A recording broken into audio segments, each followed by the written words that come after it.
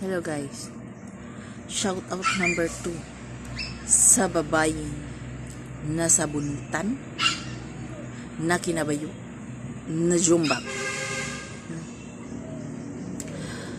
Dili gid ka munong kay nahigugumagi kas lalaking minya.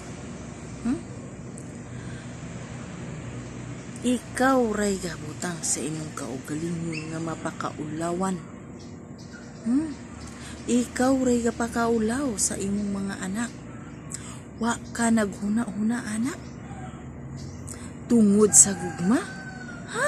Imong bana imong gibyaan kay nahigugma ka sa lalaking minyo. Pero dili ra magani na nga lakiha imong gisundan, di ba? Lain-laing laking minyo, so ikapila ka may gugma. Gugma baragay na ubiga. Ikaw ang babayeng dili mabuhi ug walay laki. Unsay imong giapa sa laki?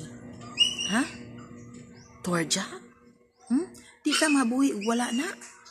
Saka ka klaseng bayi, tigulang naman unta ka. Pag mature na.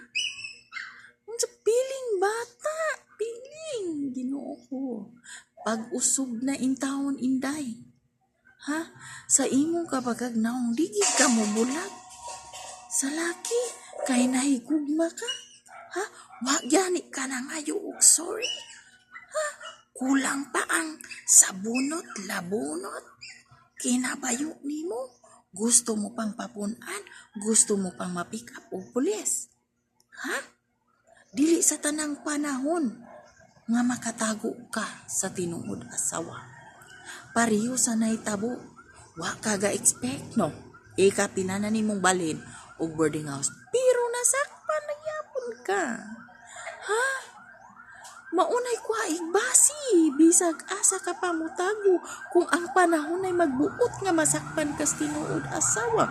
Pasalamat ka. Wa ka napatay sa asawa. Kay nasakpan mo sa kwarto.